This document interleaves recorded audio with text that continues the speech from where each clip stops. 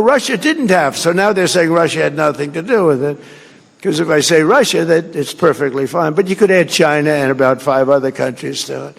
But she's done a great job, and Pam has done a fantastic job, and we appreciate it both. I haven't seen you in a couple of days. And I have one of the greatest negotiators. I'm so proud of him. He's a great negotiator. He's smart and respected by everybody. Jameson Greer, U.S. Trade. Where is Jameson? He's around here someplace.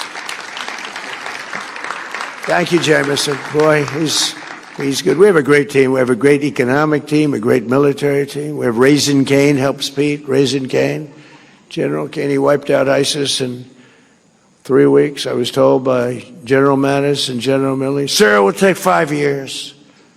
I said, what? Sir, it'll take 5 years.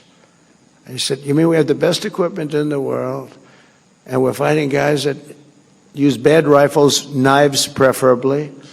They're very good with a knife, but a knife shouldn't do it. And I said, why? And I flew over to Iraq, and I met a guy named Kane. I came out of the plane, and there's a handsome general standing there. I had 3 generals. I went there to find out why the hell we couldn't win the war. Why aren't we winning the war against ISIS? They've been, playing games with us. So I wanted to see, and that's where I met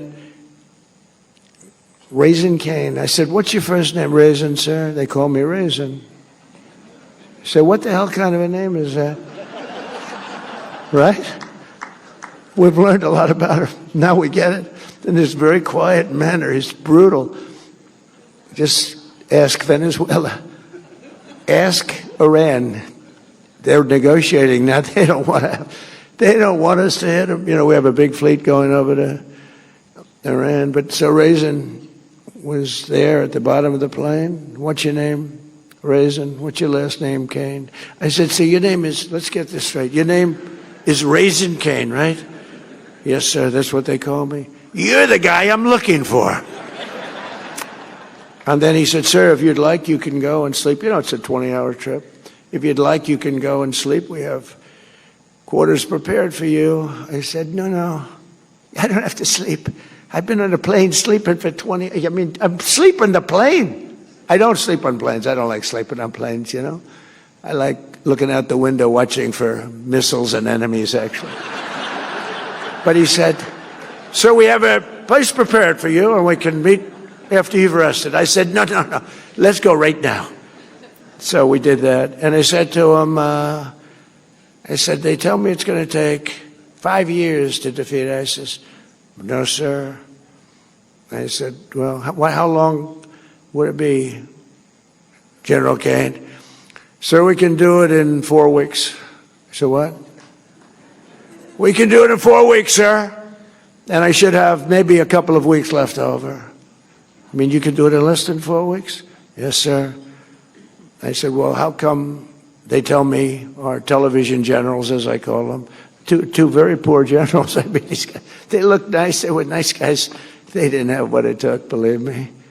Yeah, some people have that. They don't have what it takes no matter what. I said, how come they tell me it's 4 to 5 years?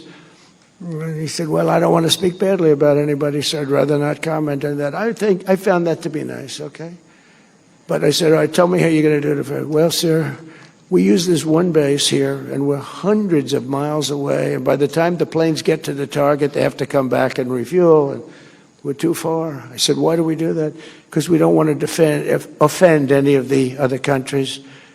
I said, we have a lot of portable airports, right, Pete? We have portable airports all over the Middle East, runways that are portable. You put them down, you take them up. We have equipment. Nobody has the stuff we have. We have airports that look better than Kennedy Airport.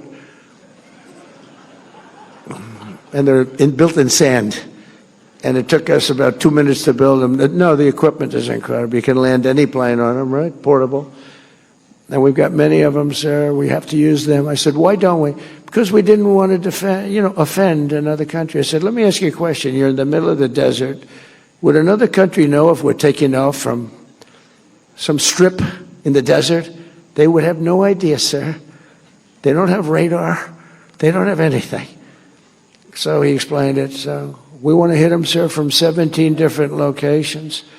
And we want to hit them left, And we hit him, and here we go.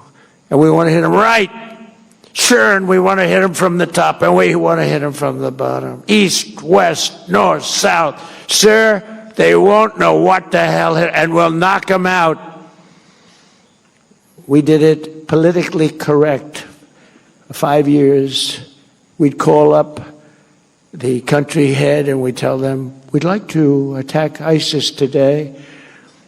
As soon as the call was made, they'd call ISIS and tell them, you're going to be attacked, get the hell out of it. This is what we were doing for years, but not with Raisin Cain and not with Pete Hegseth, right, Pete? We don't do that. And we have a little different method. So I went back to Washington and I said, you know, this guy, he said, and then I checked up on him, and he was so respected. I said, he's really, like, respected. And I called him back. I said, General, go at it. Do good luck. God bless you. And he said, I say that to the people going out every time. And they say it when we give the okay for, like, the attack on Venezuela or the attack on Iran. He says, I say, we all say, we're all in a room together watching. We watch it. We watch these attacks. We always say, God bless you.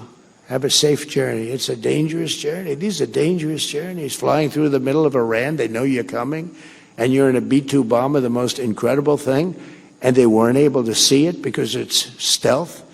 So good, we ordered 20 more of them, brand new, updated version. I actually said, don't get the updated, just take the one you have. They said, no, sir, the new one's even better. We have a military, nobody has a military like we do. I rebuilt it, by the way, during my first term. I mean, I think it's one of the best things I did. I rebuilt the military during the first term, and now we're really rebuilding the military, right?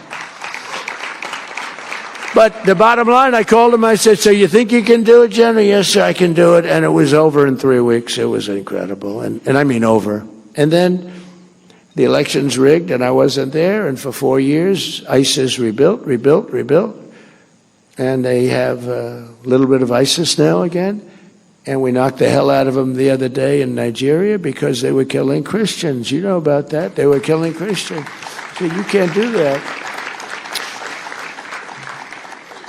When Christians come under attack, they know they're going to be attacked violently and viciously by President Trump. I know it's not a nice thing to say, but that's the way it is. So we're also delighted to welcome visiting leaders and dignitaries from more than 110 countries. They're here, including one of my favorite people, President Bukele of El Salvador. He has been so incredible. He has been such a great ally of this country. Thank you.